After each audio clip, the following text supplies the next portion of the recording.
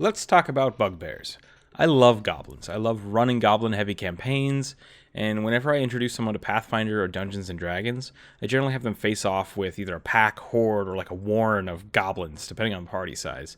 They are small creatures, they are silly, they're dirty, they're always getting into trouble, so it's never really a hard sell for people to start fighting them. Now, with bugbears are goblins, or at least goblinoids. Goblinkin. They're giant monster goblins, which is, I think, pretty great. The more I dig into these races and the lore and the history of these Dungeons & Dragons creatures, the more I discover that people weren't really good at naming things. When you think of a bugbear over the years of D&D art and media, we think of something that is bestial, half goblin, half bear, or maybe half bear, half man. But the name bugbear really derives from either the original boogeymen or just simply meaning scary goblin. So there you have it. Bugbears are big, monstrous, scary goblin, which in my mind fills a pretty good role for any goblin campaign, especially one that's introducing people to Dungeons & Dragons. Bugbears have some great features for RP as well for playing as NPCs or PCs. First, they're big, and they still count as medium creatures, but they are larger, about a head taller than most humanoids, which is pretty awesome for low-level encounters. They're really stealthy, they stalk their prey, they hit really hard, they use hit-and-run tactics. Their base level is only a CR level 2, which makes them great for low-level encounters. You get a lot of bang for your buck. I love throwing these guys in as either like a boss for a small goblin raiding party, or low-level encounters to spring on sleeping characters, just when a new party of adventurers starts feeling really tough from taking out these small bands of uncoordinated goblins. The trap is sprung, and out from the shadows, a large 7-foot-tall figure rushes out and slams into the back line.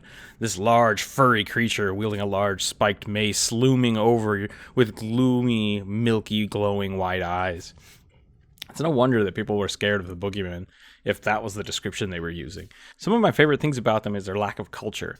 They really are more bearish than goblinish. They're usually secluded. They skulk in the shadows. They don't have their own language, though they do usually speak goblin or common. They don't make armor or weapons. They're notoriously lazy. I mean, why make the armor when you can just kill a human and use theirs? Or better yet, have a goblin horde kill them and bring their stuff to you. Goblins start acting up? Yeah, throw one of them into a lake. Goblins don't like that. I think this lack of cultural relevance is probably why they haven't been looked at too much as a playable race. If you do want to make one, it's pretty easy to just start your character off with a high strength and dex bonus while trading off for a low intelligence and charisma score. Thematically, they look really good for characters. They're big, they're bulky. They sound like a barbarian just right off the get-go. You might as well grab some yellow spandex, suit up with some claw, fist weapons, and join Xanimus' school for the gifted, calling yourself Bugbear and start slashing your way to victory.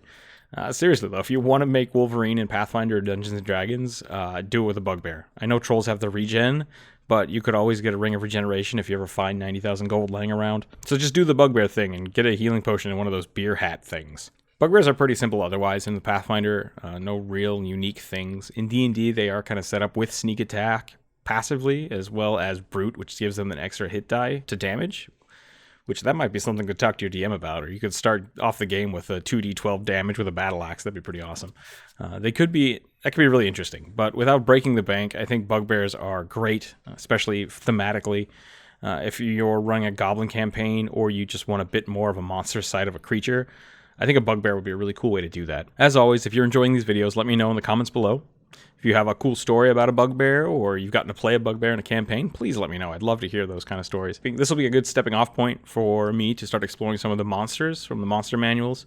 If you have a creature you'd like me to talk about, take a look at, or you just want to see me draw, drop that down in the comments below. Find us on Reddit or Instagram, Facebook. We're still growing as a channel, so any sharing with your friends or subscribing. So until next time, keep your dice on the table.